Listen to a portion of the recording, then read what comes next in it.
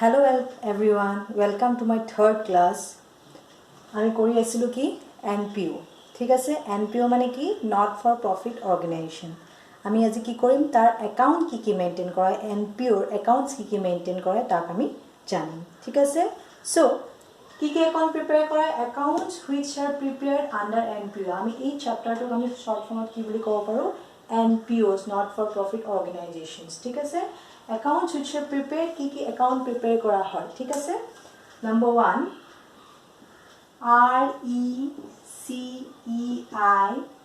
RECEIPTS receipts and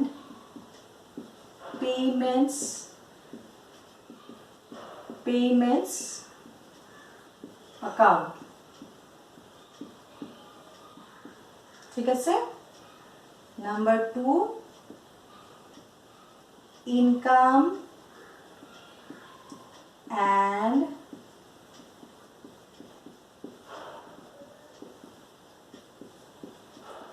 expenditure account and number 3 balance sheet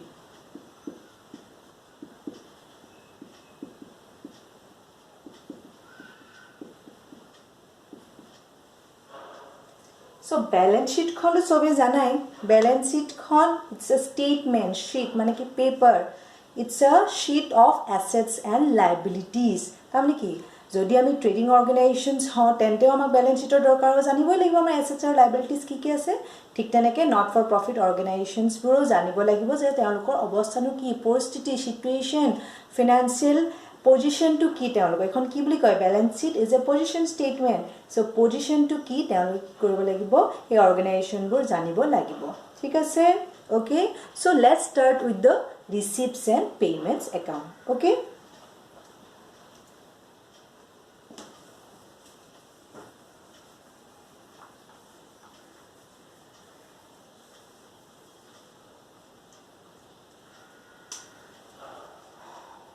format to saila prothomote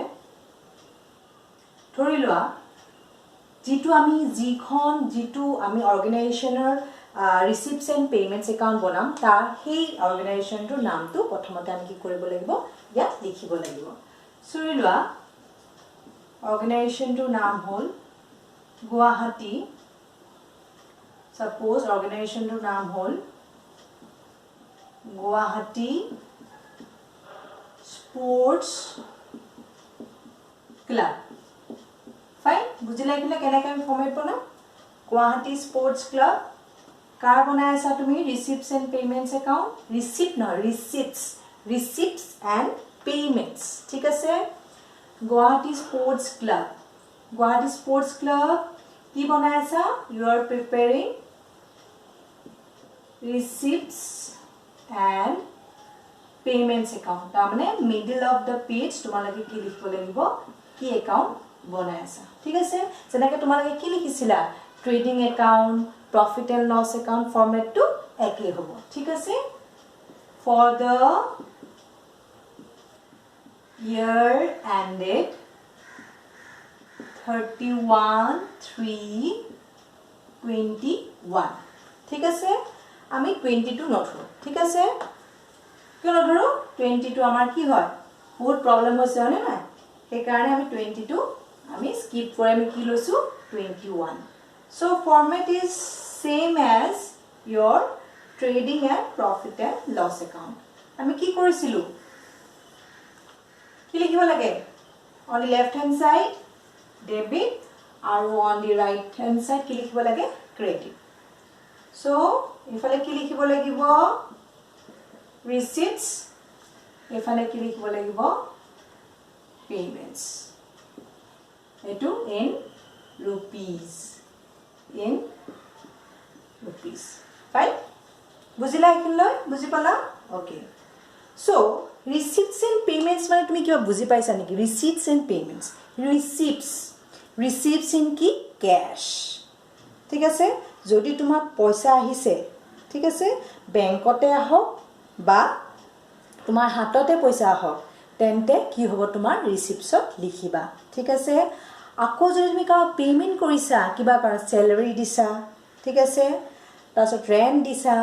সেইবোৰতো তুমি কোনফালে লিখিবা on the payment side it's just like a কেছবুকত কি কৰিছিলা কেছ ট্ৰেনজেকশ্যনবোৰে কেৱল কি কৰিছিলা ৰেকৰ্ড কৰিছিলা মানে ৰিচিপ্টছ এণ্ড পে'মেণ্টছ একাউণ্ট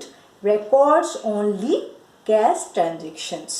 ঠিক আছে বুজি পালা এইখিনি তুমি কেৱল মাইণ্ডত ৰাখিব লাগিব যে ৰিচিপ্টছ এণ্ড পে'মেণ্টছ একাউণ্টত আমি কি লিখোঁ কেৱল কেছ ইনভলভ আইটেম য'ত কেছ সোমাই আছে কেছ পাইছোঁ বা কেছ দিছোঁ কেছ টেকেন অৰ কেছ গিভেন ঠিক আছে কেছ ৰিচিভ কৰিলে তুমি ক'ত লিখিবা ৰিচিপ্ট ছাইডত আৰু পে'মেণ্ট কৰিলে ক'ত লিখিবা পে'মেণ্ট ছাইডত ফাইন বুজিলা ইয়ালৈকে অ'কে চ' নেক্সট কথা কি মনত ৰাখিব লাগিব তোমালোকে চোৱা আমি প্ৰথমতে কি লিখিছিলোঁ যে আমি কেছবুক যদি বনাইছিলোঁ কি লিখিব লাগিছিল টু বেলেঞ্চ BD ঠিক আছে ইয়াতো লিখিব লাগিব ঠিক আছে কিন্তু আমি কেছ কলম বনাইছিলোঁ বেংক কলম বনাইছিলোঁ আৰু এটা কি বনাইছিলোঁ কোৱাচোন ডিছকাউণ্ট এতিয়া ডিছকাউণ্টৰ কথা পাহৰি যোৱা এতিয়া কেছ আৰু বেংক কলমত বেলেগ বেলেগকৈ লিখিছিলোঁ এমাউণ্টটো বেলেগ বেলেগ কলম বনাই লিখিছিলোঁ হয়নে কলম বেলেগ বেলেগ আছিলে কিন্তু ইয়াত কি হ'ব আমি একেলগে কি লিখিম কেছতনো কিমান আমাৰ কেছ ইন হেণ্ড কেছ বক্সতনো how much amount we have সেইটো আমি লিখিব লাগিব আৰু বেংক বেলেঞ্চ কিমান আছে আমাৰ সেইটো আমি ক'ত লিখিম একেলগে তাৰমানে ৰিচিপ্টছ এণ্ড পে'মেণ্টছৰ এটা কলমতে আমি কি কৰিম লিখিম বুজি পালা টোটেল লিখিম সাপোজ আমাৰ কেছ আছে 100 টকা আৰু বেংকত বেলেঞ্চ আছে কিমান 1000 ঠিক আছে so total cash in hand মানে ওপেনিং বেলেঞ্চ অফ ৰিচিপ্টছ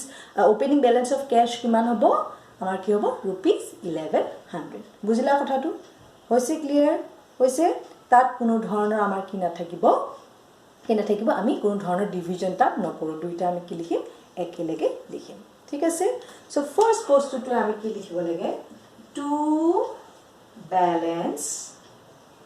BD ঠিক আছে cash in hand cash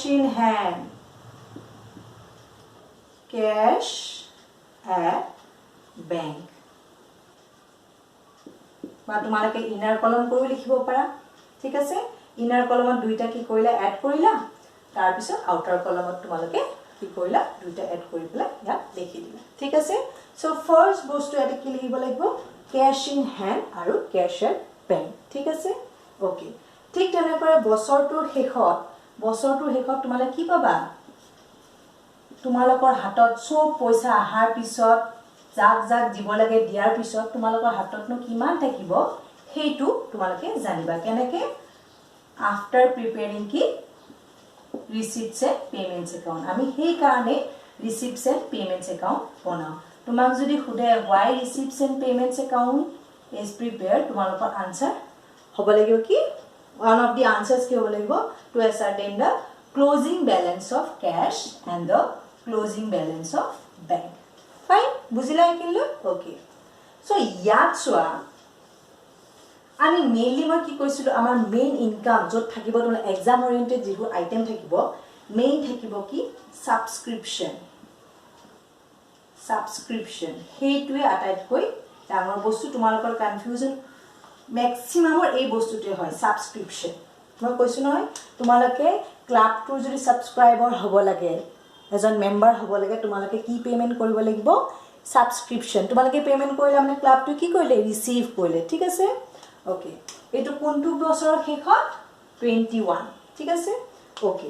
ধৰি লোৱা যদি 12 মেম্বাৰ আছিলে তাৰ মাজত এনেকুৱা কিছুমান থাকিব পাৰে মেম্বাৰ যিজনে কি থাকিব পাৰে কোনবা এজনে ধৰি লোৱা যোৱা বছৰৰ পেমেন্ট এই বছৰহে দিছে মনত ৰাখিবা last year's subscription receivable received in this year ঠিক আছে তাৰ পিছত এই বছৰ মানে 21 ত কোনোবাই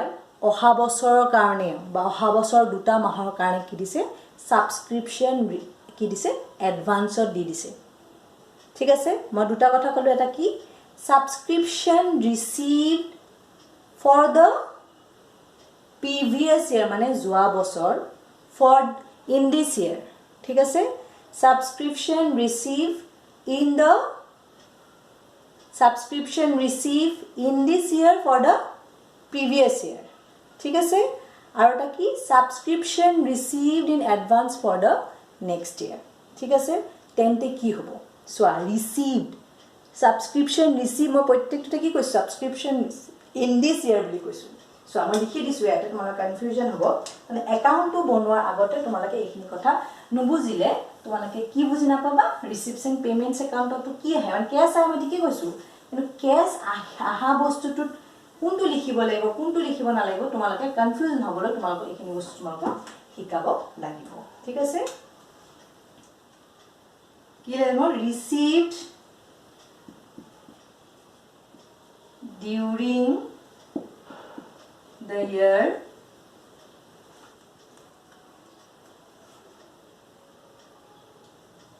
for the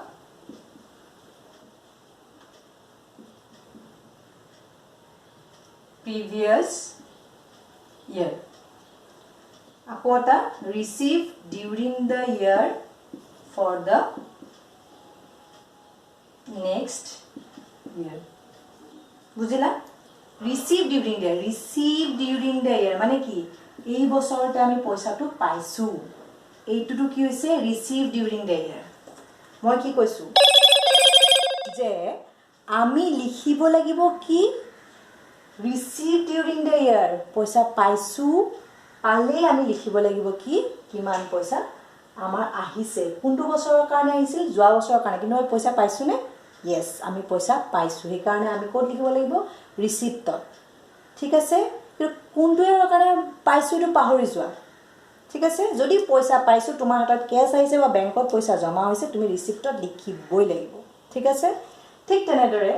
যোৱা বছৰ এডভান্স অহা বছৰ 22 ৰ কাৰণে 21-22 ফাইনান্সিয়েল ইয়াৰৰ কাৰণে যদি আমি পইচা পাও ঠিক আছে যিকোনো এটা আইটেমৰ এগেইনষ্টত যদি পইচা পাও হেতু আমি লিখিম ঠিক আছে কিয় আমি ইয়াত কি ৰেকৰ্ড কৰো cash received whether received for the previous year or for the next year it doesn't matter ঠিক আছে পইচা পালে তুমি কি লিখিবা ৰিসিপ্টত লিখিবা ঠিক আছে পেমেন্টটো তেনেকে ধৰ তুমি স্যালাৰি পেমেন্ট কৰিলা ঠিক আছে কোনোবা এজনৰ যোৱা বছৰ দিবলগীয়া আছিল এই বছৰ তুমি দিলা পইচা গণনে হয়নে হেকাৰণে তুমি কোড লিখিবা পেমেন্টৰ লিখিবা সিমিলাৰলি অহা বছৰৰ কাৰণে কোনোবা এজন এমপ্লয়িয়ে কি হল তাৰ পৰা কি হল এডভান্স পইচা লৈ গল ঠিক আছে বা যে স্পোর্টস ক্লাব তেওঁৰ যে কোচ আছে তেওঁ এডভান্স পইচা লৈ গল তেন্তে কি হ'ব তেওঁ কি দিব লাগিব আমি কোচ হয়নে নহয় তেওঁক আমি কি দিব লাগিব অনাৰেৰিয়াম ঠিক আছে সেই তেওঁ যিখিনি আমি দিলু সেই পইচাটো যিমান পইচা গল হেতু আমি আজি কি কৰিম ৰেকৰ্ড কৰিম ঠিক আছে why because receipts and payments account records only cash received and cash payment of items ঠিক আছে okay so আজিলৈ এখিনতে এৰিলো so receipts and payments account কি main item আহিব আমি next class ডিসকাস কৰো ঠিক আছে এখিনি বুজিছা যদি কমেন্ট কৰিবলৈ নাপাহৰিবা আৰু মোৰ চেনেলটো সাবস্ক্ৰাইব কৰিব নাপাহৰিবা লাইক কৰিব নাপাহৰিবা আৰু তোমালোকে নতুন ভিডিঅ নোটিফিকেশন পাবৰ কাৰণে প্ৰথমতে পাবৰ কাৰণে তোমালোকে বেল আইকনটো দবাব নাপাহৰিবা so see you